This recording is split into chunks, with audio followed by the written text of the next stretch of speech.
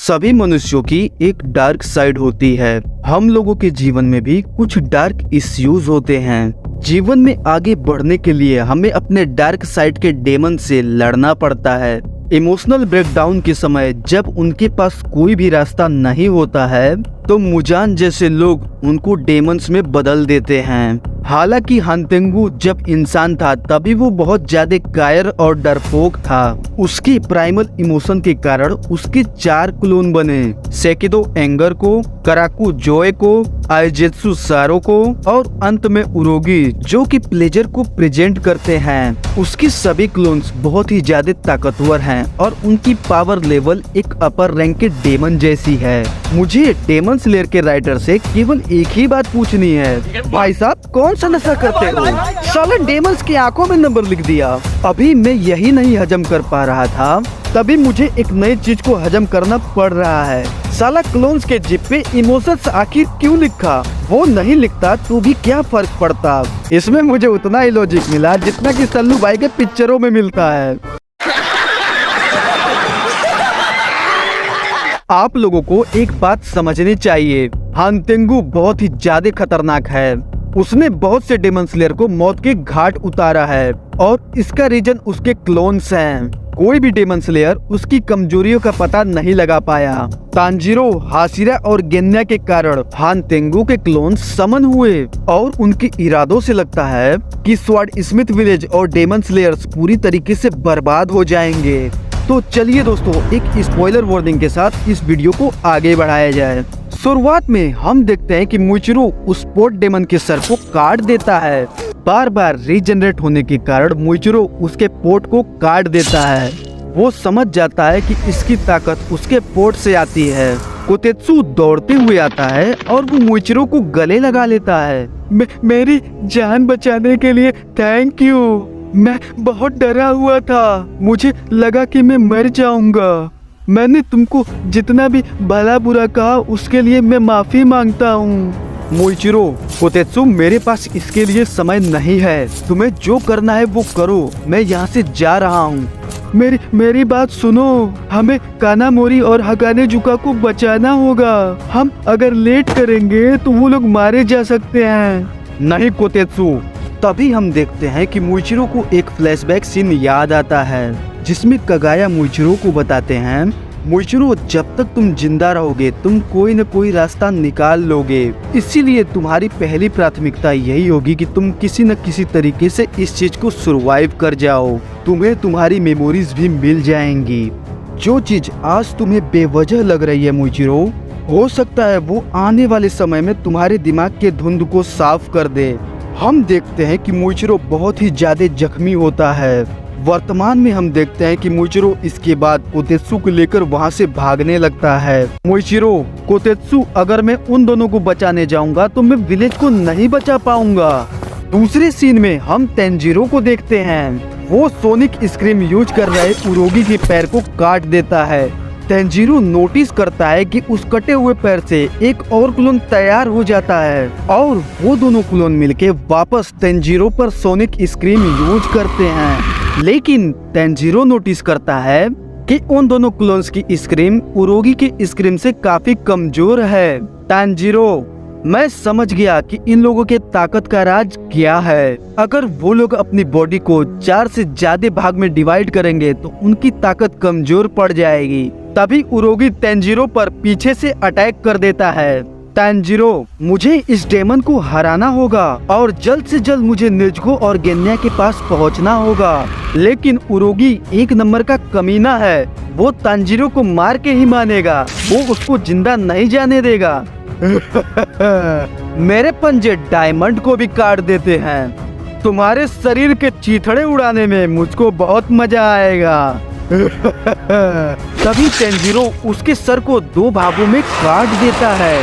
दूसरी ओर सेकिदो बोलता है, कराकू तू क्या कर रहा है? तभी आइजेत्सु बोलता है, मैं मारूंगा उसको। गेन्या, अबे चूतिए, तेरा अपोनेंट मैं हूँ, और वो आइजेत्सु को शूट कर देता है। सेकिदो, आइजेत्सु तू भी मेरा दिमाग खराब कर रहा है। आइजेत्सु अपने भाले को उसके पेट से निकालने लगता है। आईजेत्सु, मैंने तुम्हारे विटल पॉइंट को टारगेट किया था। शायद भाला अंदर रहने की वजह से तुम नहीं मरे, लेकिन अब तुम्हें मर जाना चाहिए। वो अपने भाले से गेन्या के सर को कुचलने की कोशिश करता है। गेन्या तभी आईजेत्सु के पीछे आ जाता है। गेन्या, मैं तुम्हारे सर को तब तक काटता रहूंगा जब तक कि तुम मर नहीं जाते, चूतिए कीड़े। तभी सेकिदो उसको इलेक्ट्रोक्यूट कर देता है। गेन्या, रुक जा कमीने। और गेन्या उसके हाथ को टर्मिनेटर की तरह उड़ा देता है। आईजेत्सु को गेन्या की ये हरकत बिल्कुल भी पसंद नहीं आती है और वो अपने विपन यारी से उस पे अटैक कर देता है। दूसरी ओर कराकू ये सोचता है कि उसको भी कुछ करना चाहिए और वो अपना पैर नेजुको के सीने के आर पार कर देता है, जिसके बाद वो नेजुको के हाथ को उखाड़ने लगता है। ये कराकू के दिमाग में चलता क्या है? इतनी सुंदर लड़की को उसने मार दिया। क्या होता अगर कराकू जेनित्सु के सामने ऐसा करता? आप लोगों को तो पता ही है ना कि जेनित्सु का लव इंटरेस्ट कौन है। तभी हम देखते हैं नेजुको उसकी सर को उड़ा देती है, जिसके बाद नेजुको कराकू के सारे शरीर को जलाने लगती है और उसके पैर को उखाड़ देती है। अबे पागल लड़की, तूने ये क्या कर दिया? जिसके बाद नेजुको कराकू के उचिगा फैन को यूज करती है और कराकू को मार के दूर फेंक देती है। तभी सेकिदो नेजुको पर अटैक कर देता है, जिससे नेजुको बेहोश हो जाती है। दूसरी ओर तेंजिरो की हालत बहुत ही ज्यादा खराब होती है, क्योंकि उरोगी उसको बचने का मौका ही नहीं देता। तेंजिरो सोचता है कि जब तक वो उरोगी को नहीं मार लेगा, उरोगी उसको उस बिल्डिंग में नहीं जाने देगा। वहीं दूसरी ओर आईजेत्सु इसलिए परेशान होता है क्योंकि गेन्या मरने का नाम ही नहीं लेता।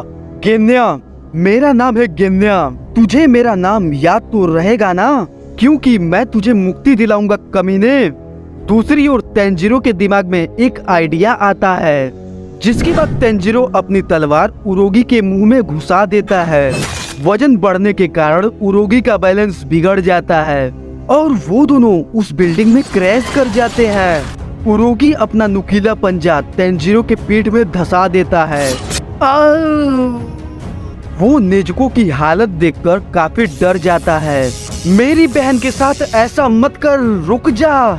सेकिदो, वो तीनों आखिर कर क्या रहे हैं? उन लोगों ने मुझे बहुत निराश किया। जैसे ही सेकिदो अपने स्टाफ से तेंजिरो पर अटैक करता है, वो उरोगी के पैर से उसके स्टाफ को पकड़ लेता है। उरोगी का पैर होने के कारण सेकिदो का स्टाफ बिजली पार नहीं कर सकता। तेंजिरो अपने एक हाथ से सेकिदो के ऊपर अटैक कर देता है और वो नेजुको के गर्दन में गड़े स्टाफ को उखाड़ देता है। तभी सेकिदो अपने स्टाफ से तेंजिरो को जमीन पे दबा देता है। उसके तुरंत बाद ही नेजुको उसके स्टाफ को पकड़ लेती है और वो अपने फ्लेम से उसको भी जला देती है। ये काफी एनोइंग टेक्निक है। कराकू, तुम लोगों ने बहुत मजे ले लिए, अब मुझे भी ज्वाइन करने दो। जिसके तुरंत बाद ही वो उन दोनों भाई बहनों पर अपने उचिवा फैन से अटैक कर देता है। उन दोनों भाई बहनों के शरीर पे इतना ज्यादा प्रेशर पड़ता है कि वो दोनों दीवार तोड़ते हुए जमीन पे गिर जाते हैं। वो तीनों डेमंस यही डिसाइड करते हैं कि उन लोगों को अब उन दोनों भाई बहनों को मार देना चाहिए। दूसरी ओर हम देखते हैं कि मित्सुरी विलेज की ओर भाग रही होती है। वो उस एरिया का इंचार्ज होती है, इसलिए वो वरीड होती है कि लोग मारे न जाएं। गांव में चारों ओर फिश डेमंस तहलका मचा देते हैं। पूरे विलेज में खून की नदियां बहने लगती हैं। दोस्तों, ये खूबसूरत एपिसोड यहीं पे खत्म हो जाता है।